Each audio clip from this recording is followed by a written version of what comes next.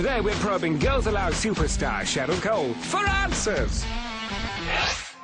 Ah, yes, Mrs. Cheryl Ann Cole, who used to be called Cheryl Ann Tweedy until your star-studded wedding to England and Chelsea legend Joe Cole. We were wondering if you could tell us what the first single you ever bought was. The first single I ever bought was Rick Astley, Never Gonna Give You Up. Never gonna let you down, never gonna run around and desert you. I had a kind of a little crush on him when I was little, and I just loved that song. So it was the first one I ever got my parents to buy. But yeah, that was my favourite. For so long, your heart's been aching, but Rick Astley would be the one I had a little crush on. But I was only a kid, and you know, if you like the song, you tend to have a little something for the person, usually when you're that young. So yeah, can't ever say what was going on in my tiny mind, but never mind. I say, Mrs. Cheryl Cole from Girls Aloud, you have, like your bandmates, turned your delicate hand to the writing of the pop song. And very good you are too. But is there a song by another artiste you really wish you'd written yourself? Well, is there, Cheryl Cole? That happens to me a lot, actually. There's a lot of songs where I listen and I think, oh God, I wish I could have wrote that. Crazy in Love being one of them. But it's normally the really simple songs that you never thought of, that you could quite have easily have thought of, that always give you that kind of feeling. But hopefully, if I keep at the writing myself, I might be, people might be seeing that about one of my songs one day.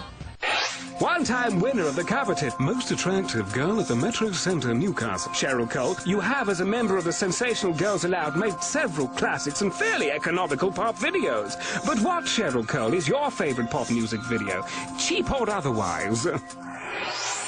I like a lot of videos. I think videos really emphasise a song sometimes, or don't other times.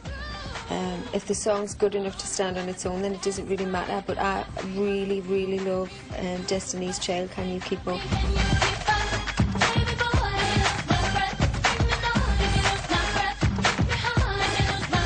Just because I love the performance side of it, the dancing. Beyonce's amazing.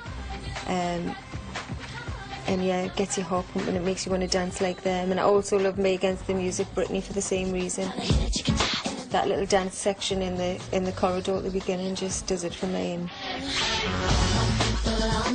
really gets your heart pumping. When you watch her, you actually want to be her. I love it. Good heavens, Cheryl Cole. Apart from the cast of Biker Grove, you are the most famous person to have ever come from Newcastle. And for that we admire you. But who, Cheryl Cole, nay Tweedy, do you admire? I really like James Morrison. and I know that it's a wonderful world, but I can't feel it right now. I think he's fantastic. Love his melodies, his album's amazing, and he's still only 22, so I think there's a long career there. I think he's brilliant. Here with me. I think James Morrison's got a far more soulful sound to his voice than James Blunt. But I think they're both great artists. Pay attention, Mrs. Cheryl Cole. We think Girls Aloud are the best pop group of the 21st century. But that's just not good enough. No. We must discover if you, Cheryl Cole, ever perform the karaoke. And what songs do you like to sing? Is that all right? I had my own little karaoke machine growing up at home where I would sing with my brothers and sisters.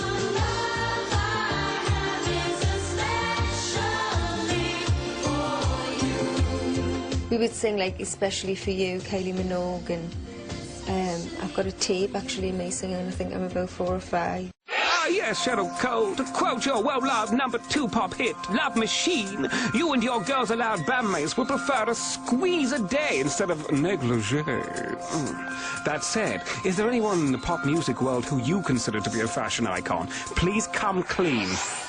I think it's hard to be seen as an icon, a singing sensation, a pop star, a fashionista, and all that all in one. So I think that's quite admirable when you look at people like Gwen Stefani and people like that who are not only cool musically and image-wise, but also fashion-wise, have their own thing going on.